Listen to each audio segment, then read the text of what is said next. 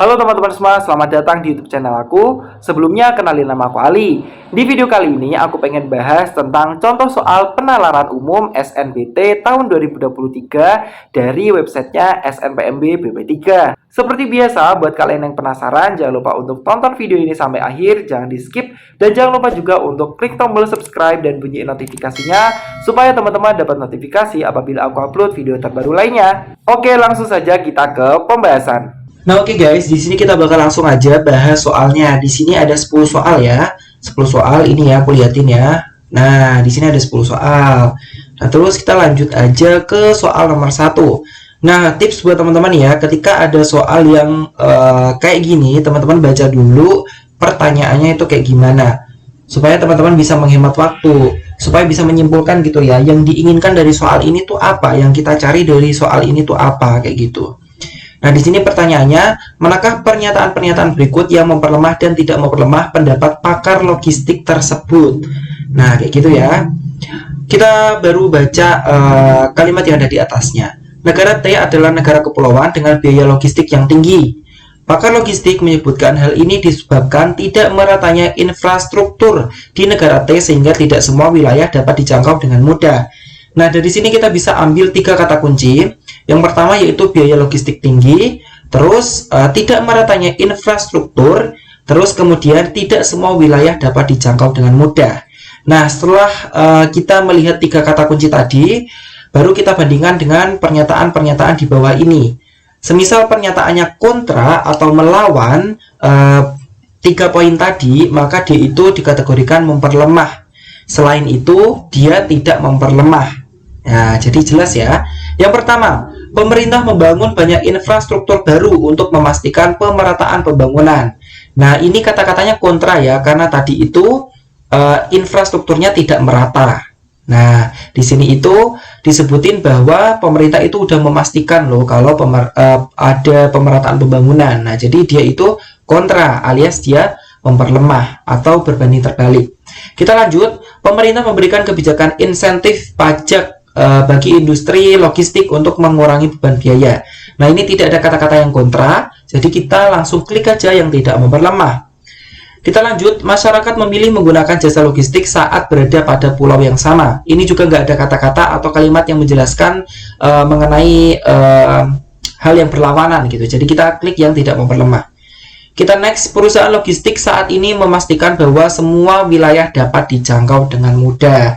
Nah, ini semua wilayah dapat dijangkau dengan mudah. Padahal di sini itu tidak semua wilayah dapat dijangkau dengan mudah. Berarti otomatis dia kontra. Jadi kita klik yang memperlemah. Terus konsumen memilih perusahaan logistik yang memberikan layanan jangkauan pengiriman yang luas. Nah, ini nggak ada kata-kata yang kontra. Jadi kita klik yang tidak memperlemah. Oke, untuk nomor 1 udah selesai. Kita lanjut nomor selanjutnya. Manakah 2 simpulan yang paling didukung oleh bacaan tersebut? Buah mangga mengandung vitamin C dan antioksidan sehingga dapat meningkatkan kekebalan tubuh serta membantu melawan infeksi virus. Penelitian terbaru menunjukkan bahwa mengonsumsi buah mangga dapat mencegah kanker dan menurunkan kadar kolesterol. Nah, kita cari 2 simpulan yang paling didukung oleh bacaan di atas. Yang pertama, harga buah mangga menjadi mahal karena memiliki manfaat untuk kesehatan. Nah, untuk pernyataan pertama ini tidak ada hubungannya ya dengan bacaan yang ada di atas. Jadi kita eliminasi, kita tidak memilih yang opsi pertama. Terus kemudian jumlah buah mangga yang dikonsumsi mempengaruhi khasiat buah mangga untuk mencegah kanker. Nah, ini juga tidak sesuai dengan bacaan karena di bacaan ini tadi cuma menyebutkan ya bahwa penelitian terbaru menunjukkan bahwa mengonsumsi buah mangga dapat mencegah kanker. Nah, jadi di sini tidak disebutin bahwa jumlahnya itu mempengaruhi tingkat untuk pencegahan kanker gitu ya, nggak disebutin hal itu. Jadi ini merupakan simpulan yang salah.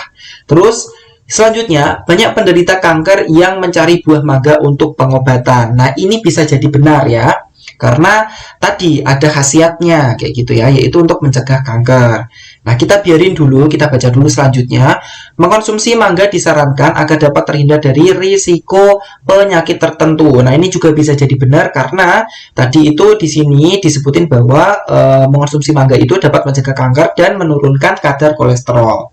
Nah, jadi bisa dijadikan salah satu kesimpulan juga. Tapi kita next dulu ke selanjutnya karena tadi kan yang C ini juga kelihatannya benar. Jadi kita biarin dulu apakah si C ini dan D atau pilihan ketiga dan pilihan keempat ini jawaban yang tepat ataukah ada pilihan selanjutnya yang lebih tepat gitu ya.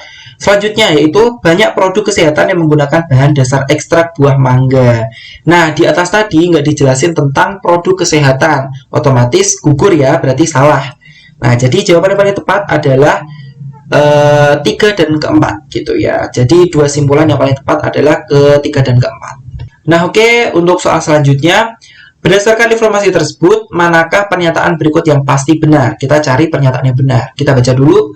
Kebiasaan tidur dengan posisi tengkurap dianggap buruk bagi kesehatan karena dapat memberikan tekanan pada bagian punggung dan leher yang mengakibatkan nyeri.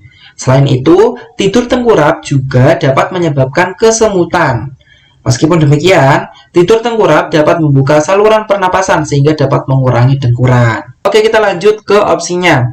Orang yang mengalami kesemutan tidur dengan posisi tengkurap. Nah, terus kita coba lihat kalimat tadi ya. Tidur tengkurap juga dapat menyebabkan kesemutan, gitu ya.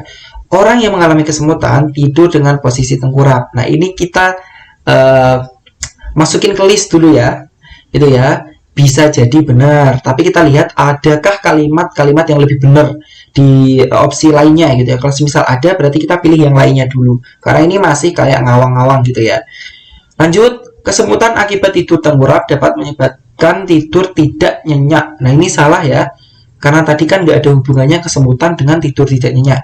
Terus, orang yang memiliki gangguan pernapasan dapat disembuhkan dengan tidur tengkurap. Nah, ini juga salah ya. Terus, nyeri punggung dan leher dialami oleh orang yang mendengkur. Nah, jadi nyeri punggung dan leher ini bukan orang yang mendengkur ya, tapi yang tidur tengkurap tadi ya. Terus kita lanjut, karena ini udah salah ya, yang 3 ini. Terus kita lanjut aja yang terakhir. Dengkuran sebagian orang yang tidur tengkurap berkurang. Dengkuran sebagian orang yang tidur tengkurap berkurang. Nah, ini sama seperti yang ada di kalimat terakhir. Meskipun demikian, tidur tengkurap dapat membuka saluran pernapasan sehingga dapat mengurangi dengkuran. Nah, jadi yang paling tepat adalah yang opsi terakhir atau pilihan terakhir. Oke.